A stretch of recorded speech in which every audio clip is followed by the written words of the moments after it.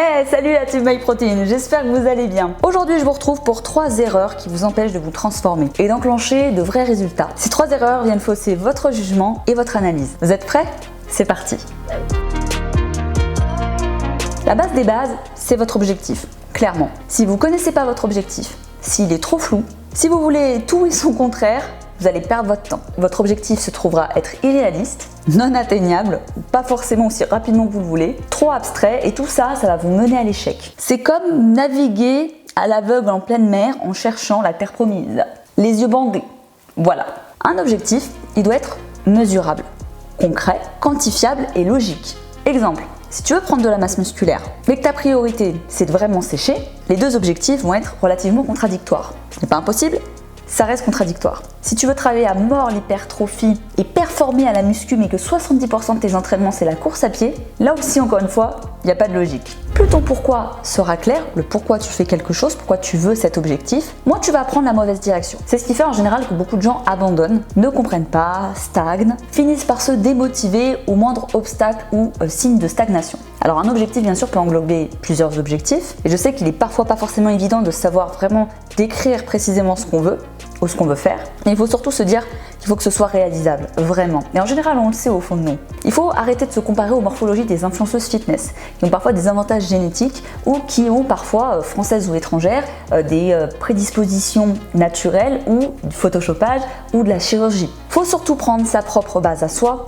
essayer d'en tirer le meilleur de notre propre potentiel, en fonction de nos points forts et en fonction de nos points faibles. Ensuite, parfois on arrive à mal analyser quelque chose. Je vais vous donner un exemple très clair de ce que je reçois le plus souvent sur mes réseaux sociaux. On dit je veux perdre des cuisses, je veux dégonfler. Je veux les muscler mais je veux surtout pas devenir énorme. En réalité, ce que me demande cette personne, c'est qu'elle veut muscler ses cuisses, ne plus avoir, je pense, de cellulite, de capitons graisseux en tout cas, mais elle veut pas devenir bodybuildée, fuselée mais pas trop épaisse. Alors comme vous le savez peut-être, le muscle ne se transforme pas en gras et le gras ne remplace pas le muscle et inversement. Le muscle est une couche qui va venir se développer si on le travaille, qui va prendre de la place. Si vous avez une couche de gras par-dessus, ne désemplit pas, voire même augmente ou en tout cas ne change pas, c'est ça qui va vous donner votre impression de vous épaissir. Vous n'allez pas prendre 10 kg de muscle, c'est surtout que vous n'allez pas perdre la couche de gras qui est par-dessus le muscle que vous venez de développer. Après, sachez qu'on n'est pas tous pareils.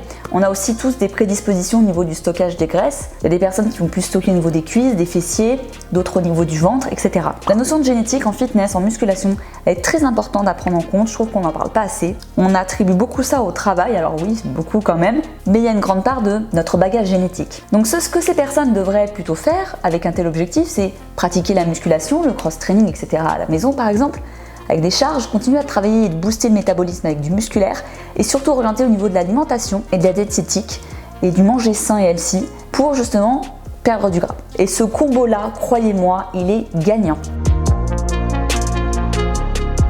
La deuxième chose qui vous ralentit le plus, c'est la mauvaise analyse de vos résultats. C'est ce qui arrive le plus souvent quand les gens ont le nez collé à leur balance, avec cette histoire de 3 kilos qui vont dicter toute leur vie à la quête du poids idéal. Sachez-le, le poids, c'est un indicateur, mais c'est un indicateur parmi tant d'autres. Derrière un chiffre peut se cacher énormément d'informations. Et surtout, ce n'est pas l'indicateur numéro 1.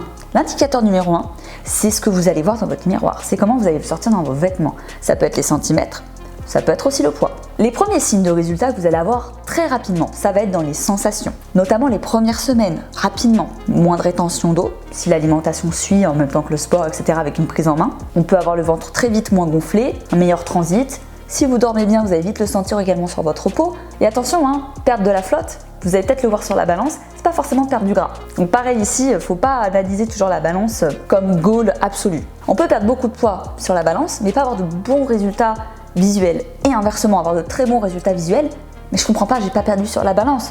Merde, on a rapidement beaucoup plus d'énergie, beaucoup plus de vitalité, surtout quand on commence à boire beaucoup d'eau par jour. On est beaucoup plus en forme de manière globale, on est moins essoufflé, on travaille mieux, on est plus performant. Le volume musculaire prend du temps. Il est normal de ne pas arriver à son objectif final en 3 ou 4 semaines. En fonction des personnes, on va avoir des prédispositions non génétiques, encore une fois, qui vont faire qu'on va aller un peu plus vite ou un peu moins vite que le voisin. L'augmentation des charges est aussi un signe d'évolution. Quand vous êtes en train de stagner physiquement, si vous êtes en train d'augmenter vos charges, c'est également bon signe. Il y a plein d'indicateurs qui prouvent que vous êtes encore en train d'évoluer. Quand vous allez faire un exercice que vous n'arriviez pas à faire il y a 2 semaines et que maintenant vous le maîtrisez bien, vous êtes moins essoufflé et vous êtes plus fort.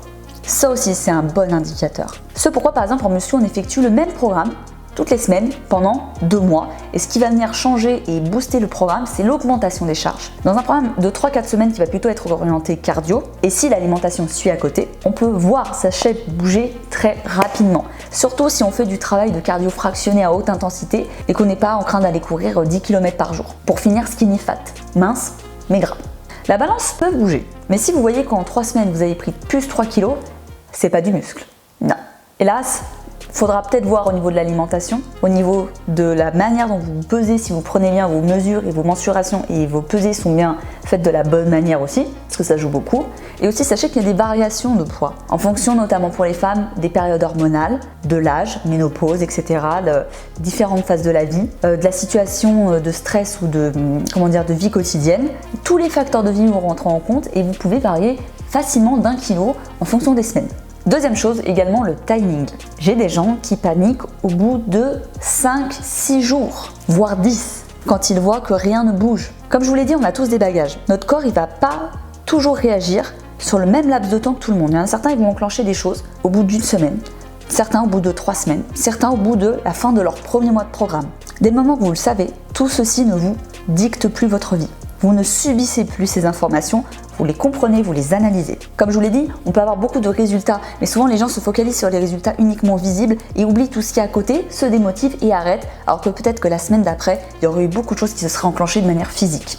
Quelqu'un qui a aussi des antécédents sportifs va aussi beaucoup mieux réagir à certains programmes, forcément grâce à la mémoire du corps au niveau sportif. C'est-à-dire que vous avez été très actif pendant que vous étiez petit, vous avez fait du sport de vos 5 à vos 15 ans, puis vous avez arrêté de nombreuses années. Quand vous allez reprendre peut-être plus facilement, avoir plus de résultats que quelqu'un qui va commencer au même âge que vous en n'ayant jamais fait de sport avant.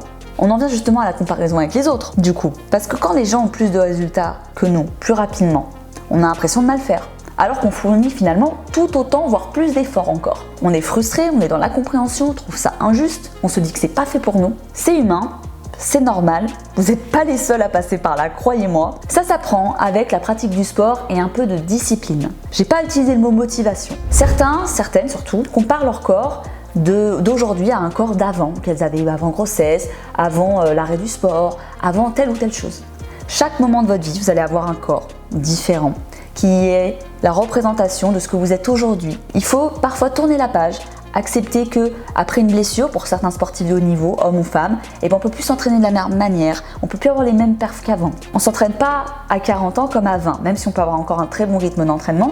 La récupération du corps, elle est plus la même. Et ça, c'est un fait, et il faut l'accepter pour mieux vivre sa pratique et la faire perdurer dans le temps. Analyse tes points forts et tes points faibles actuels, toujours pour optimiser ta shape à chaque étape de ta vie. Bref, parfois vous allez avoir l'impression de stagner ou de régresser, alors que c'est pas forcément toujours le cas. Ça s'apprend avec l'expérience, ça s'apprend avec la maturité, ça s'apprend avec les années de pratique. Vous avez en tout cas toutes les cartes en main, ou les mêmes que tous les autres, pour atteindre les objectifs de vos rêves. Tant que vous êtes patient et lucide.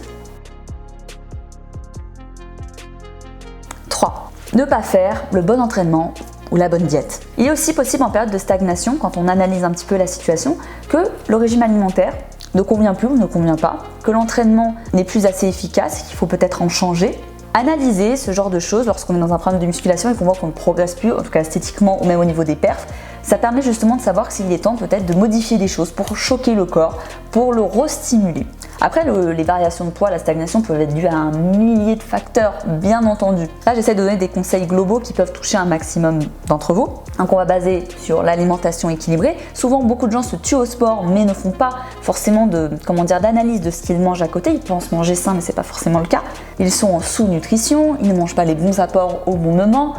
Ils s'interdisent certains produits et en consomment d'autres de manière trop extrême en pensant qu'ils sont healthy. Il y a plein d'erreurs qui sont faites. Ou on a des personnes qui s'entraînent un petit peu mais pas trop, qui sont pas réguliers ou qui font pas le bon entraînement adapté à leur objectif. Ou qui s'entraînent avec le même programme pendant trop longtemps. Moi, ce que je vais vous conseiller dans ces périodes-là, sauf si vous avez la possibilité d'être un petit peu autodidacte, c'est n'hésitez pas à vous faire aider, à vous faire conseiller. Moi, de nombreuses fois, j'ai fait appel à des coachs sportifs pour casser mes routines, me sortir un petit peu de ma tête de mes propres programmes, de mes propres séances que je donnais sur les réseaux sociaux. Et ça permet justement de se relancer, de relancer la machine et de se faire accompagner. Et c'est quelque chose que je vous recommande vraiment, surtout si vous êtes débutant. où vous avez besoin d'être un peu cadré, orienté et aidé. C'est le meilleur investissement que vous pourrez faire sur vous-même, notamment pour le coaching personnalisé et en présentiel en physique. Car c'est là qu'Internet finalement aura des limites, dans les cas personnels et les cas particuliers. Problèmes hormonaux, pathologies, maladies, périodes difficiles ou émotionnelles. Bien sûr, je parle de spécialistes de la nutrition et du sport, mais je parle aussi de spécialistes de santé mentale. Il n'y a pas de tard à en parler. Il faut toujours trouver l'entraînement adapté à votre objectif. Comme je vous le disais en début de vidéo, si tu veux un bon booty, faut pas aller faire que de la course à pied ou du vélo. Tu pourras un peu muscler tes fessiers avec des séances, notamment sur les réseaux sociaux, mais si tu veux maximiser le gain musculaire, go muscu. Les fessiers des fit girls que tu admires sur les réseaux sociaux ne sont pas tous faits avec les séances qui sont proposées sur leurs réseaux sociaux. Ça va à la salle, vraiment. Même si tu peux déjà progresser et te sculpter un beau petit fessier à la maison, sans matériel, avec certains exercices, à un moment donné on est limité, on a besoin d'augmenter en volume musculaire et donc on va chercher des exercices avec plus de charge. C'est là que la salle c'est pas mal. J'espère qu'au moment de sortir cette vidéo, les salles seront réouvertes. Après, si tu veux garder un niveau de masse grasse assez bas, tout en continuant de développer ta masse musculaire, c'est totalement possible. C'est juste que c'est un processus qui se fait plus sur le long terme. Puisqu'on va pas maximiser ni l'un ni l'autre, on va essayer de trouver le juste équilibre. Donc ça va vraiment augmenter petit à petit. Il y a beaucoup de manières de s'entraîner. Il n'y a pas qu'une seule manière de s'entraîner d'ailleurs. Jamais s'enfermer dans un seul type d'entraînement. Essayez d'être parfois muscu, parfois plus cross-training, parfois course à pied, en fonction également de vos envies, du sport plaisir, bien entendu. Mais il y a beaucoup de gens qui s'enferment dans le sport plaisir, puis un jour ils se rendent compte qu'ils n'ont quand même pas le corps qu'ils souhaitent et ils vont s'orienter sur des programmes plus spécifiques. Le mieux sera toujours de diversifier sa pratique. Il n'y a jamais d'entraînement parfait, de méthode parfaite, chacun a la sienne. Il faut trouver le programme ou la manière de t'entraîner qui est faite pour toi, qui ne sera pas celle du voisin. Misez toujours sur l'intensité, que ce soit grâce aux charges en musculation, que ce soit en prépa ou en course à pied, ou que ce soit pendant les séances maison, les lives sur internet, sur YouTube. Si tu vois que tu stagnes, il y a sûrement un des indicateurs sportifs ou alimentaires ou externes qui peut rentrer en ligne de compte. Mais souvent, c'est ces deux facteurs-là. Voir ce qui est problématique et qu'est-ce qu'on peut modifier. Je pense aussi à un autre facteur qu'on n'aborde pas souvent, c'est les intolérances alimentaires. Parfois, au niveau de résultats physiques, on a bien progressé, mais on reste quand même très gonflé. N'hésitez pas à aller voir aussi un peu, à travailler là-dessus sur des potentielles allergies au lactose, au gluten, qu'on développe parfois avec le temps. Moi, personnellement, j'ai développé une allergie, enfin une intolérance aux œufs. C'est un aliment que je consomme énormément dans ma pratique sportive parce que c'est un allié vraiment au niveau des protéines et que j'ai dû éliminer parce qu'il me donnait des douleurs. Il faisait énormément gonfler mon ventre, me donnait vraiment beaucoup de fatigue. Donc parfois, on n'y pense pas assez. Mais on peut se découvrir des intolérances alimentaires qui viennent jouer sur nos organes, notre transit, nos performances et nos résultats et notre récup, etc. Il faut accepter aussi que notre vision de l'équilibre, manger équilibré n'est pas tout le temps quelque chose d'équilibré. On pense souvent bien faire.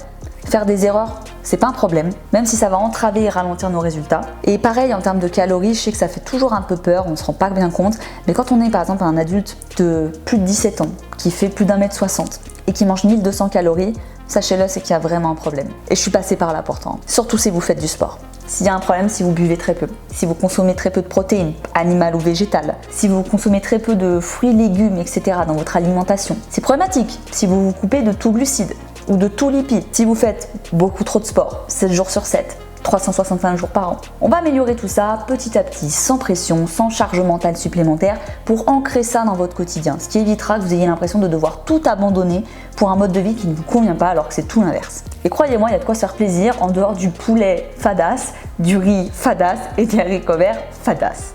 Beaucoup de choses à faire. Moi je vous dis à très bientôt, merci d'avoir regardé cette vidéo et pensez à vous abonner à la chaîne de MyProtein. Ciao ciao.